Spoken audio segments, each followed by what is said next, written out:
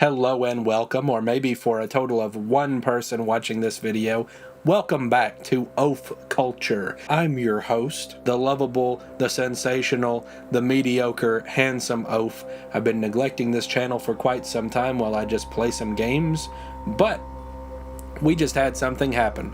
Something wonderful, stupendous, something that I've been looking forward to, and I know everybody else has for quite some time. We just had the first trailer drop for Superman 2025. That's right, next year in July, we are having the dawn of the DCU, the new cinematic universe from DC Comics, and from the mastermind himself, James Gunn. And now we've got a trailer for the first filmic adventure into that new world, Superman. So I've really been looking forward to this trailer coming out. Like I said, I know a lot of other people have as well, unless they're a Snyder bot who's an idiot and not a real fan. Just kidding, but it is true. And here we go. So I'm just excited to talk about it, and I'm going to do my own trailer breakdown, unscripted, edited a little bit when I make a weird pause or mess up something, but mostly off the cuff. I'm really excited. Here we go. So right off the bat here, we're opening up in the Arctic, probably, of course, and bam, very surprising as a first shot of him, actually. You know, he's clearly gotten the wind knocked out of him, wondering who or what did this to him, you know. And he is just stuck up there. Of course, we wonder, how far is he from the Fortress of Solitude? And of course, we know already in real life that there is a Fortress of Solitude. James Gunn has shared pictures of like scouting and filming somewhere snowy. I believe in Norway is where it actually was, the location for the filming. And so we know that. Next, we end up seeing Clark, and he is struggling to get through the crowd, trying to get to work at the Daily Planet.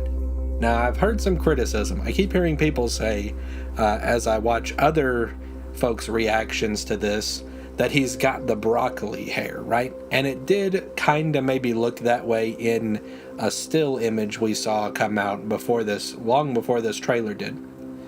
Of kind of probably this same scene being filmed, and it did look like he had a little more, curly, poofed up hair up front.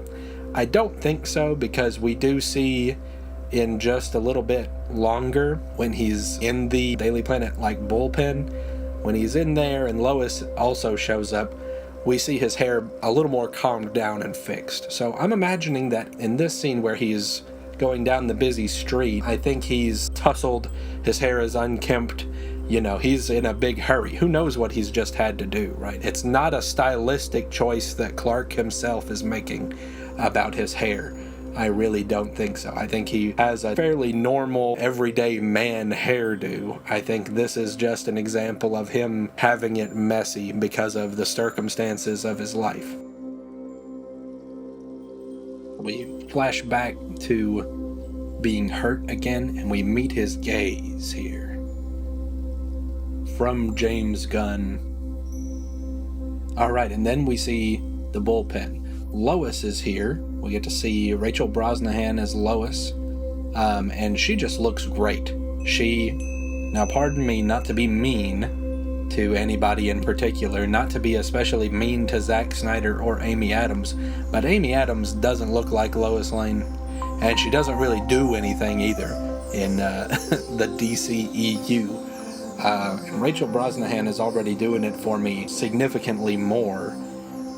We see that she looks the part. She's dressing like how I would imagine Lois to dress.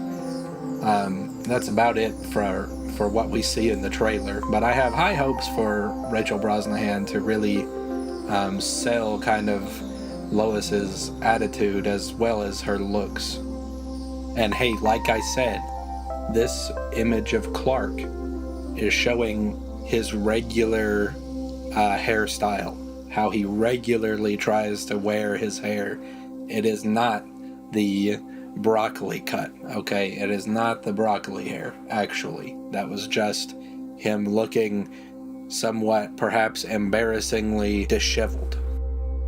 So what I'm really getting at here is I think Lois's look shows us that James Gunn and the cast and crew have really cared about authenticity. We also see this with the design of the Daily Planet. It looks just like it's right out of the comics, you know, as Clark is walking in. Then we also had a very brief teaser for this teaser released previously with an aerial view of the Daily Planet. It's the Daily Planet. It's everything just looks great. Characters look exactly like themselves as well. Speaking of which, we have Jimmy here in the foreground. We barely see him. I missed him the first couple times I watched this trailer because I was entirely focused on Lois and Clark, of course, but here's Jimmy. There's nobody better to play Jimmy Olsen than Skylar Gisondo, which I might be butchering his name.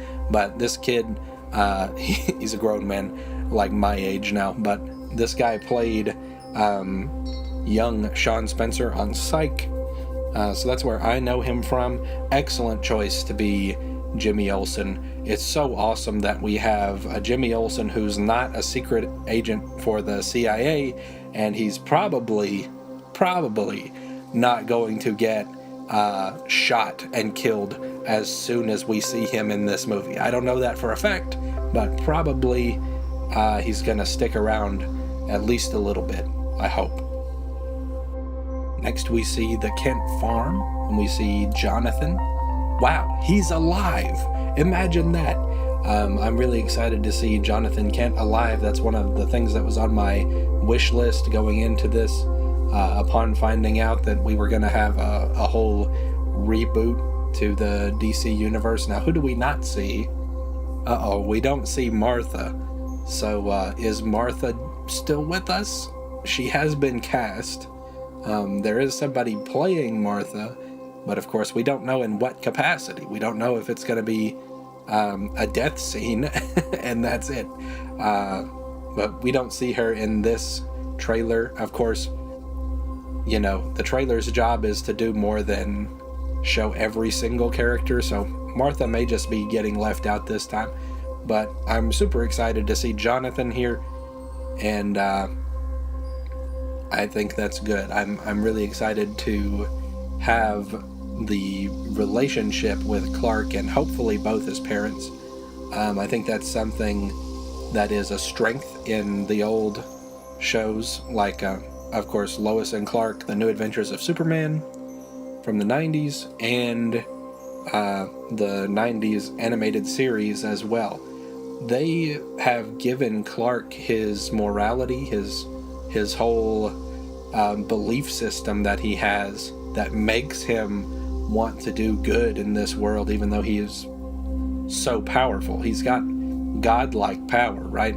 But he chooses to use it for the good of the people around him. And of course, that comes from his upbringing. So to see them persisting, and for him to have them that he can go home and talk to, that's just super cool to see, I think, and very valuable, and it's something we've missed out on in a great many different interpretations and adaptations of Superman stories. So I'm excited at the thought of having hopefully both of them alive. So next we come back yet again to where we started. Superman is stuck in the snow, and he's whistling, and oh, what's that? What's that approaching? And I was so pleasantly surprised to see that was exactly what I thought it was, which is Crypto. So we've known for a few weeks now that Crypto will be in the movie, and this is our first actual look at what he's like. Of course, there's been a lot of skepticism, like, oh, you can't have Crypto, and oh, there's a reason they got rid of him in the 80s. He's bad for Superman, and just, you know, whatever and what have you of silly people talking. All right, the adult is talking now, obviously not adapted very often in a in a true to comic capacity. Because how do you do it? Well, James Gunn may have figured it out. So he's already said, like, Krypto is going to come into Clark's life and kind of be a chaotic force, like when you first get a dog, and as was James Gunn's personal experience with his dog, kind of coming into his life and being crazy and shaking things up, and that's kind of the vibe that he talked about for Krypto in this movie. But of course we see he's a good boy, isn't he? And I love the design. There's been several different Krypto designs. He's been bigger, he's been smaller, he's been shaggier, he's been more wolf-like. But I like this kind of smaller breed type for Krypto, and he's just charming and energetic. And of course it's a James Gunn movie, so there's got to be a fun, silly creature of some sort, right? So Krypto is a welcome addition for me, and we know there's a Supergirl movie on the way, and Krypto plays a role in the comic that is probably going to be based on, unless they change their minds, which is Woman of Tomorrow. They've said already that that's what it'll be, but, you know, will it be a straight adaptation? Don't know. But Krypto is in that story, so you would expect to see him again in that movie later on. So I'm excited that he's here. I think he'll be cute and fun, and it won't be like he gets in the way of all this stuff. You know, it's not like he's in these action scenes that we see elsewhere in the trailer. Maybe he hangs around the Fortress of Solitude for now, until he can learn to behave himself, who's to say. So then we get probably my favorite shot in this whole trailer. We just get this little snippet where you can see actually in the background, if you look hard enough, that a monster, a giant monster we see elsewhere in the trailer, has just probably stomped his foot down. And so this debris is flying towards this little girl. That's the part that's easier to notice, right? Debris coming, and we see in a very great use of slow-mo, Superman charge in the midst of all this chaos, right? And he's still focusing on just this one little girl. And he envelops her, protects her from all that stuff that would otherwise likely be lethal, of course. Just very Superman-like, and it's great to see that, and it's great to see portrayed Clark solving this problem during this otherwise already very chaotic moment. He's still focusing on the little guy. You know, he's making sure that as many people as possible are safe. And so seeing this moment really started to get me. Like, during this is where I was sold on this movie. Like, here it is, here's the completion of the tone. We've already got the brighter color palette than we've had in quite a while for a movie that has Superman in it. We've got the new different character designs. We've got everything looking more or less comic accurate, and now to top it all off, we've got the attitude of Superman just right in front of us, that he is focusing on this little girl while who knows what else is happening, right? And it's just a great looking scene as well. It just looks really awesome. Just a very heroic moment that is fun to see. So I'm all the more excited for the movie because of this very nice little shot. Very interestingly, this moment has not been described that I've seen as a quote-unquote blueprint moment. Now, what do I mean by that?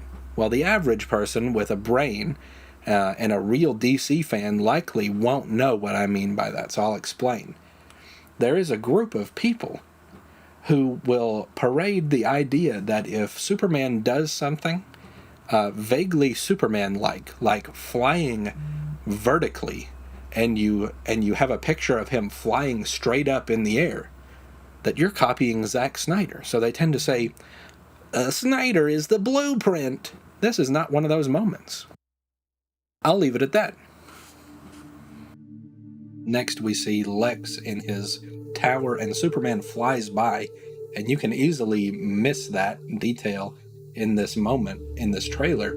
But Superman flies by, and he's immediately like, Superman lives in Lex's head rent-free, which I'm very glad James Gunn is capturing in this movie. Like, he is seething just from seeing Superman over there. Superman's not even thinking about Lex Luthor, of course, and Lex is just like, I can't believe this man has the nerve to fly through the air in my line of sight. Like, he's just crazy about hating Superman. And I think we can kind of read that within the snippets of Nicholas Holt's performance that we see here, that he just hates Superman so much, and like it's a passionate hate. And I'm really excited to see that portrayed intensely, but hopefully not in a goofy way on screen in this movie.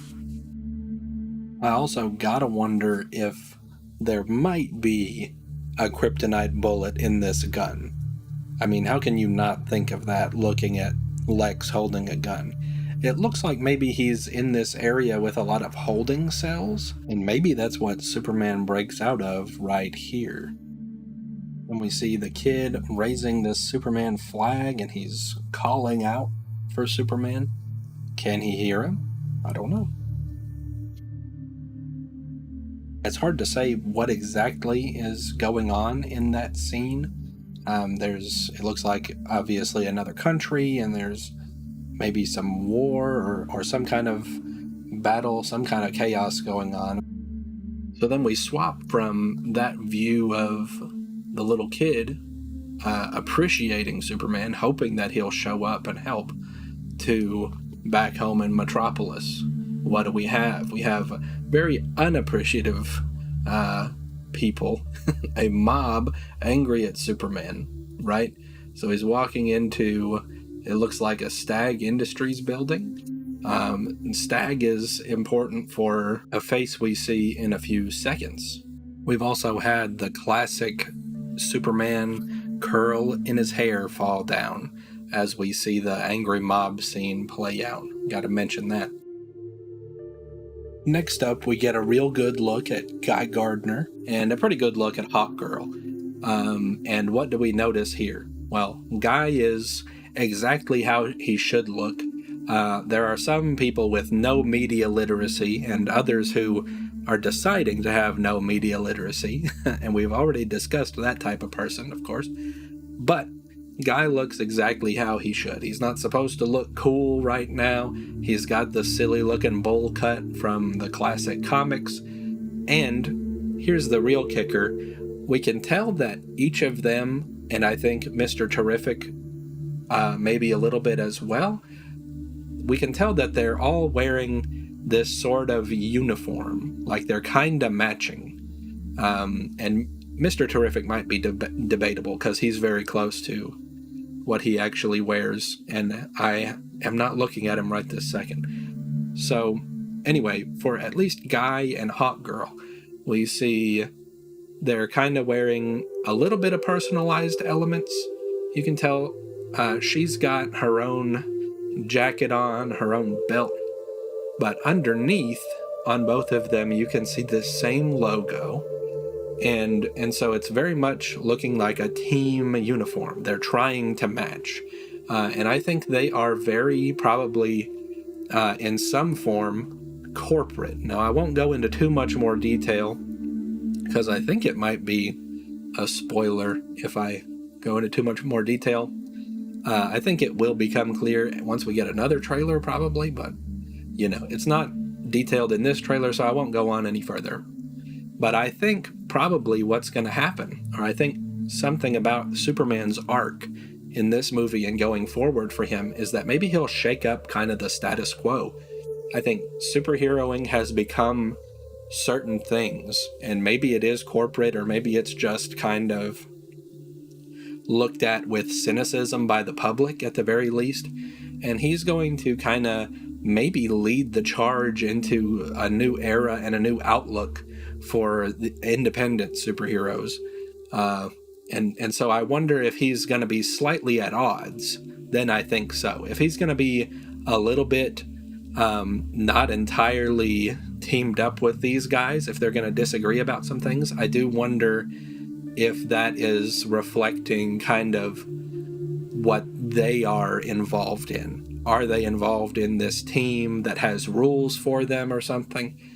And also, people want to say, like, these costumes aren't cool. And I think that's on purpose. I'm very sure that's on purpose. I think they will maybe break away from the logo and things and wear their own much more personalized outfits later on. But I think it's on purpose that these are not quite satisfying suits for these guys. I think that shows kind of the state that they're in. And I think other people probably agree with me on that, but I haven't looked too far into it. I kind of want to not get too spoiled by looking up what other people say as well. But that's kind of what I'm thinking right now. And we might find out some more when we get another trailer. Of course, this has just given us a taste. But I've talked about the costumes for a while now, so we'll move on. And now we see Hawk Girl flying into battle, and boom, there's the guy. There's the kaiju, the giant monster creature breathing fire at Superman. And it seems pretty obvious to me that this is where he gets burnt. You know, we've seen his suit pretty singed. We've seen the soot on his face in the Stag building. I assume this fight happens before the angry crowd that we've just previously seen. And so this is what they dealt with, you know, and maybe there's city destruction happening as well.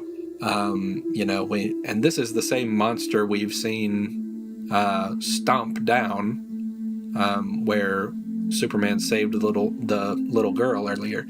And, you know, so that's all connected. Probably, I would say the public is upset with, you know, you didn't handle this perfectly. And so they're upset at Superman for that. Of course, he's caring about what people think. He wants people to have hope when they see him, I'm sure. Whereas Guy, probably very cynical. So I bet they're going to have some kind of conversation about, like, oh, you shouldn't care what they think or something in that Stag building in the previous shot from the trailer. All right, in the next piece, we see a few relationship type scenes.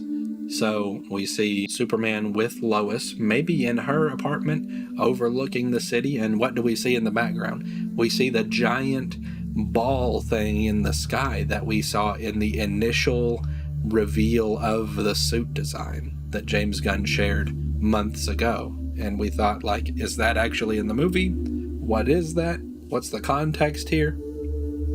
And we still don't really know.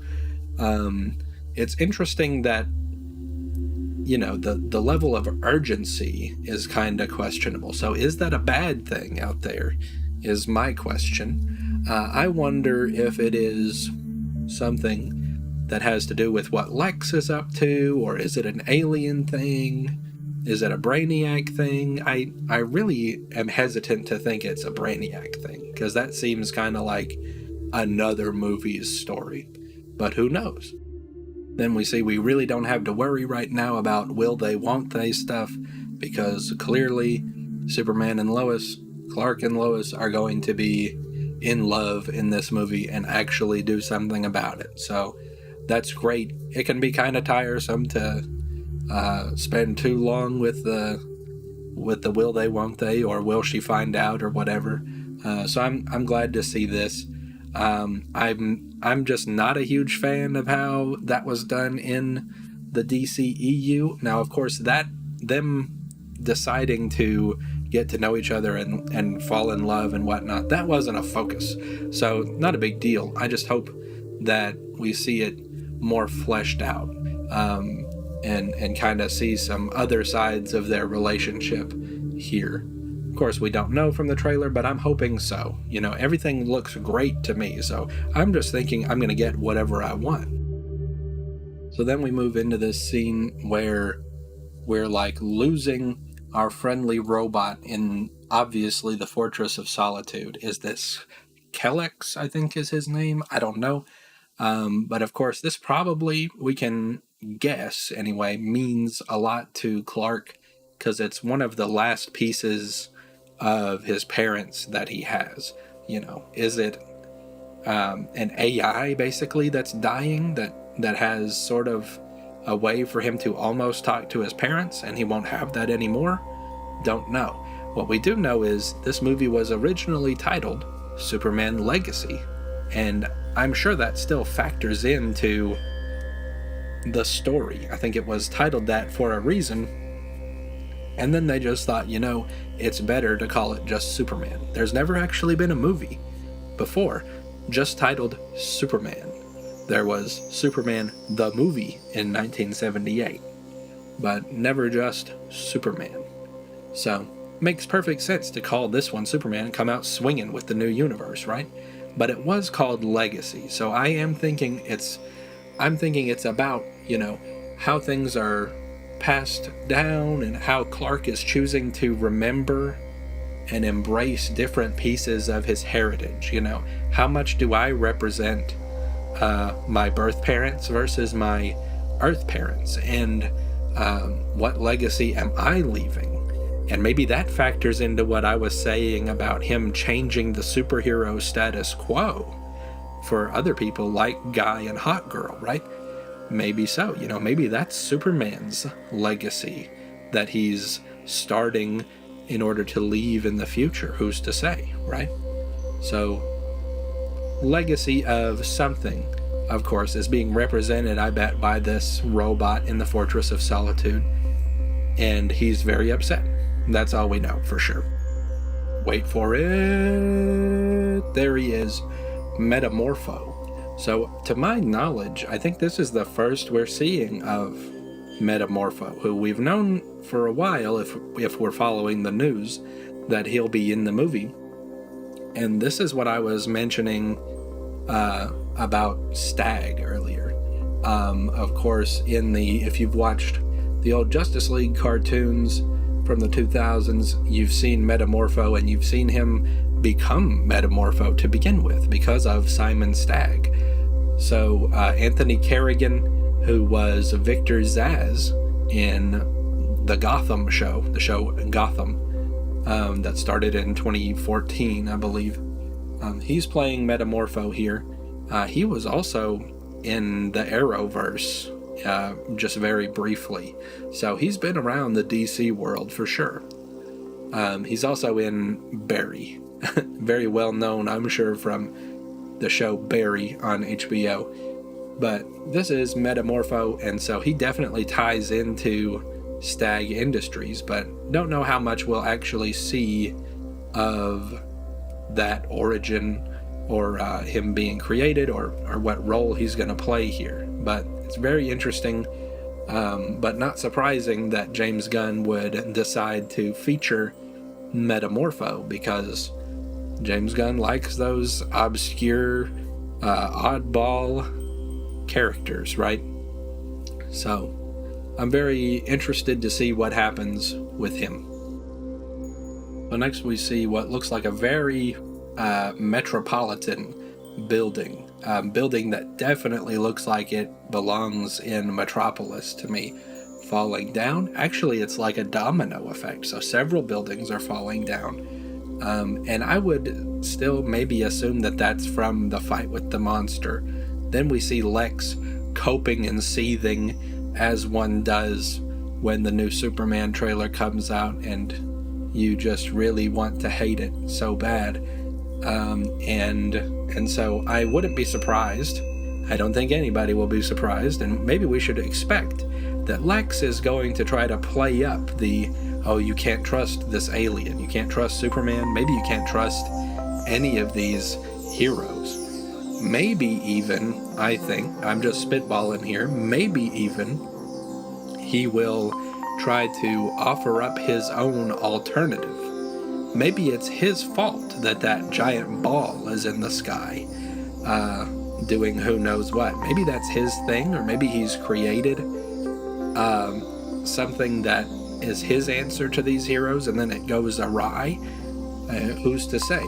That would be kind of mad science-y, but he's definitely going to be a smart scientist, so who knows what he's got going on, but he is very, very personally upset. So next we see the kid with the flag from earlier again, and it turns out that he's in Boravia, or at the Boravian, or Boravian, I don't know how to pronounce that, border. So this is another country that's in some kind of turmoil. Don't know how that's going to factor in, but now we know where exactly that is. So I wonder if Superman will come to help those people, help that boy. Don't know. Maybe we'll see on TV, and other people, other characters will see Superman just go there, lickety-split and help out. They're looking at him in Metropolis, and then seconds later he's on the TV in that other place.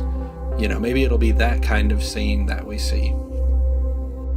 Next we see a couple different shots, and then we see this black-clad figure, right? So people think, I don't know if we've seen anything official, I'm just not for certain, but we're calling this guy Ultraman. So is he some kind of new version of Ultraman as we see in the comics, or is he a Bizarro figure or anything like that? We don't know. We don't know actually who or what is in this suit with this whole head covering mask. So we just see that they are locked in combat here at this in this stadium. And man, I mean, he seems like a tough opponent, so maybe he could be who lays out Clark at the beginning of the trailer. Who's to say? Don't know. Then we have Mr. Terrific actually looking really cool. Maybe it's obvious to you, but I can't really tell under his jacket if he's got kind of the same uniform shirt as Guy. That would be interesting to know. I can't remember seeing a picture that confirms or denies that. But he is fighting, and I want to draw attention to the people he's fighting. Of course, he's using his cool technology because Mr. Terrific is a super genius. Even smarter than Lex, even smarter than Bruce Wayne. Super genius, Mr. Terrific. And so he's having some drones help him fight and give him a shield, it looks like. But I want to draw attention to these troops that he's up against who are shooting at him. I mean, it looks like they're wearing purple. It also might look like they're wearing green, but at the very least, they are wearing purple, I think. So, purple and green, at least purple, seems like Lex colors, right? Traditional Lex Luthor, like mech suit colors. He likes to wear the purple and green.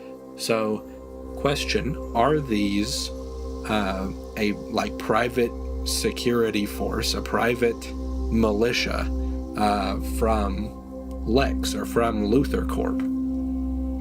Oh, also, wonder if Luthor Corp is going to become Lex Corp. You would think probably so. You would think that might be part of Lex's story arc going forward, is that he becomes more and more self-centered, more and more villainous, more and more accepting himself in the villain role and being conscious of it and just deciding to consciously be evil instead of necessarily thinking that he's in the right. But anyway, are these Lex troops? Seems like they may be based on just coloring. And then finally we get an iconic spinning floating kiss, fly straight up into the air because Snyder's the blueprint. And then Lois hugs him, probably thinking, I don't know if he's going to come back from this battle or not. And we once again see the weird orb in the sky, flailing tentacle looking things. And that's it, and that's all we get for the next while. it is probably, by a lot of people's standards, very early to have any kind of trailer, certainly of this much detail. But I feel like most of what we've seen is from kind of early in the movie. I feel like we're not seeing too terribly much of it just yet, which is exciting if that's the case. So overall review, I think this trailer confirms for me just what I've been hoping for the whole time we've been looking forward to this movie. I think the tone is just right, and that is based on just kind of the color palette, the way the characters look. Lois looks like Lois, Jimmy looks like Jimmy. And when I say color palette, what I mean is the colors are vibrant here. We've got just bright colors, whereas if you watch Man of Steel, and this is an artistic decision, and you can like it or not, but if you watch Man of Steel, it has a very bleak kind of colors dimmed. The colors are muted, I guess we might say. So it's kind of shades of gray a little bit. And that's to represent just kind of the state of the world. Like, that was on purpose from Zack Snyder, but I don't really like it. And I didn't like that a lot of movies followed that same kind of look, that physical aesthetic, that same color palette. I didn't like that they kept it around for like Shazam. I wanted some brighter colors, especially in the first Shazam movie, because I thought that went well with kind of the kid aspect, to kind of have some brighter colors. So it felt kind of in the DCEU like somebody thought they needed to have a different color palette from Marvel movies to like set it apart. Suicide Squad, I'm thinking, had a similar look. Of course, Batman vs. Superman had the same kind of look, I think. So those are some examples of that same kind of not too colorful, kind of bleak looking aspect of those films. And I'm glad that we are in this movie getting away from that. I think this looks really great. I've seen criticisms online today at the time of recording, when this, the trailer came out today when I'm recording this video. And I'm putting up this video to show up on YouTube tomorrow. But I've seen criticisms today like, oh, it looks like a TV movie. I cannot fathom how. I think it looks very much like a theatrical movie. I think the production value shows. Of course, some people just don't like the suit. That's fine. I think it's going to grow on a lot of people once they have seen the movie and they've gotten used to the suit. But I know it is an adjustment, because we're only just over 2 years removed from the last time we theatrically saw Henry Cavill in his Man of Steel suit that he wore in Black Adam. Spoiler for Black Adam. But I'm very excited about the colors, what I think is the tone. We're definitely looking for seeing a very hopeful tone kind of come through in this trailer while these bad things are happening. Superman clearly has gotten beat down when we first start this trailer. But yeah, we've got Crypto, and Crypto is so happy. Crypto's ready to have fun. He's kind of goofy, but of course Clark has to say, "Hey, take me home, please." And that's all we get to hear of him, which is interesting. I want to hear more of how Clark sounds and how Superman sounds talking, but all we get is that little snippet, which was expected for this first little tease. I don't think anybody expected to hear very much dialogue, if any. But overall, yeah, I think this is a great trailer. I think it accomplished what it needed to do, and it really feels like, whether you like it or not, it feels like a new era of DC in film. It really feels way different. And I am hopeful. I am just really confident that this is going to be a great movie. This is going to be the start of a great new universe that isn't hampered by some of the same things that plagued the DCEU. We had studio interference. We had just wild circumstances that were out of several different people's control. Before this movie got announced, of course, we had Henry Cavill announce that he was coming back, and that just goes to show how chaotic the inner workings of Warner Brothers were at that time, because clearly some people knew that James Gunn was taking over and probably things were going in a different direction, whereas whoever told Henry to announce that, they thought, no, that's not the case. They thought things were going in a completely different direction, obviously, and they felt comfortable going ahead and making that judgment call. And that did not go well. So to wrap up, I think a lot of things are better. Of course, James Gunn and Peter Safran are the heads of DC Studios, its own entity under the Warner Brothers umbrella. So there should, if everybody's being truthful, be less of that studio interference, be less of that chaos, because James Gunn should get to decide what's going on. He's supposed to be generally the authority on this stuff now. And it hasn't been that way before over at DC. They're just within these past 2 years that Gunn and Safran have been in charge, they've just now gotten to that point that's kind of like what Marvel Studios has had over at Disney for the past over a decade. So, way to go, finally catching up, I guess. But I am hopeful. I think the future is bright. If you like the trailer, let me know. If you dislike it, let me know what's wrong with it. And if there's anything I forgot to mention, if there's anything that stuck out to you that I didn't talk about in this trailer, let me know what that was.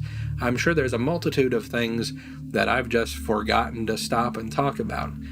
There's a ton of stuff in this trailer. It took me several watch-throughs to even notice as much as I have about it. So I'm really interested to see what all we can glean from it as time passes. But I think this is going to be a great movie. This trailer has bolstered my confidence in James Gunn because he's saying the right things for me.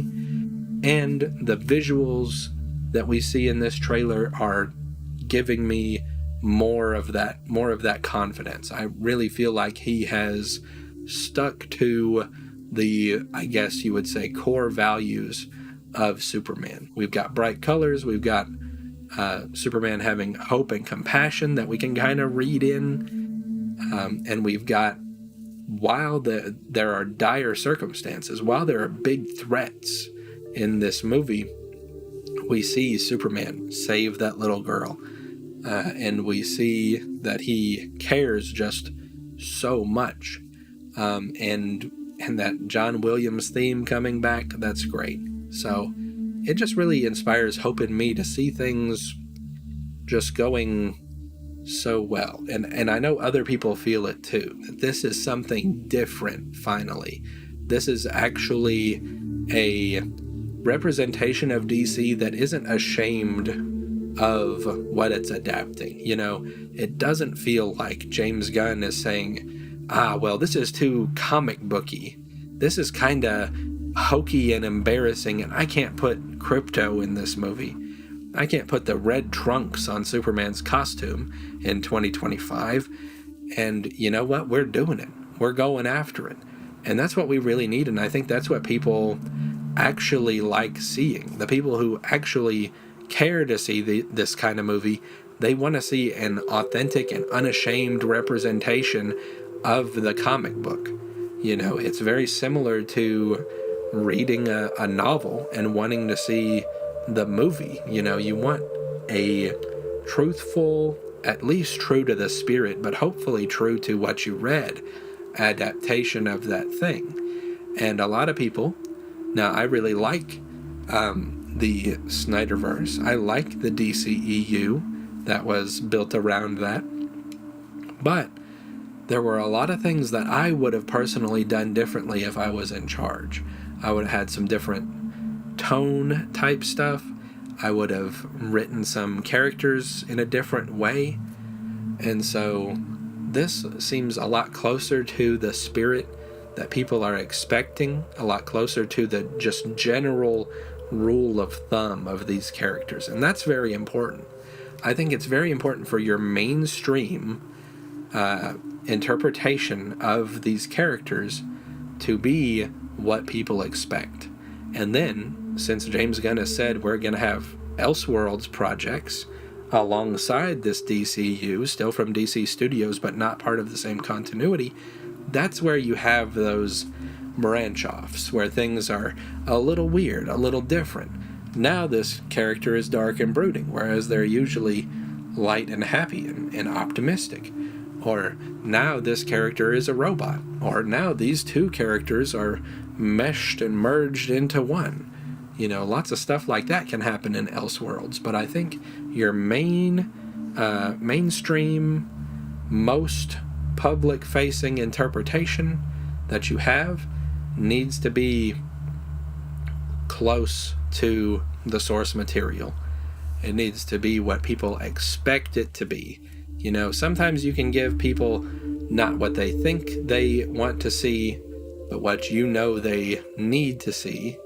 And sometimes you can subvert their expectations, but other times there's a level of trust. I think most of the time there's a level of trust that you need to maintain. You know, and I think that's what's happening here. I think people are seeing this trailer and they're going, that's like the Superman I know. This is reminiscent of Christopher Reeve. And some people online wondered, like, what's the deal with Christopher Reeve? Why do we need to be similar to that? It's because for the vast majority of people who are thinking about Superman in film, they're thinking that the definitive version has never stopped being Christopher Reeve. I really liked Henry Cavill, and I think he wanted to be a great Superman that he just didn't get the opportunity to be due to writing and other circumstances out of individual people's control. But, you know, it's never stopped being Christopher Reeve for people older than me, for people like my age who've looked at all the options. And so it's not that Christopher Reeve is just so perfect in and of himself. It's just that that's what people think. People think Superman and Christopher Reeve and his interpretation, and those, especially the first two Superman movies, are not far behind what they're thinking when they think of Superman. That may be the first thing they think, or it may be just soon after the comic book version or the animated version, right? So it's like, it's not that it is Christopher Reeve in particular, in my opinion, for a lot of people. It's that when they say, oh, this is like Christopher Reeve, what they're meaning is, this is like what you expect. This is back to the spirit of the character. This is back to as close as we can get to the real Superman. It's back to believing that a man can fly, right? Christopher Reeve made Superman real for so many people, and this is kind of coming back to that. He's the gentle superhero, gentle and optimistic, and he will save the cat stuck in the tree. And that's what people are really looking for, and that's what I think people are recognizing that we can expect from this movie. Now, whether it actually delivers on all of that is a different issue, but I think it will. And so that's why I'm very excited for Superman next summer. And man, we only have less than 7 months now until it comes out. And man, I'm very excited. I can't wait.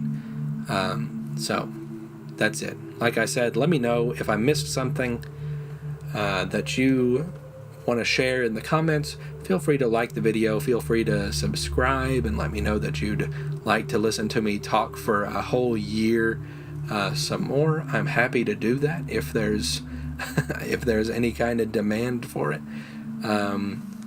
It's been a while since I've given my thoughts on something, so if you're still here, hey, thanks for listening. And if you're not, then, well, catch you later. Feel free to come back and see what I've got. Feel free to let me know if you want to see more videos like this, if you'd like me to cover future trailers or whatever you think. But hey, thank you for watching. Thank you for being here, my friend, and you have a great rest of your day.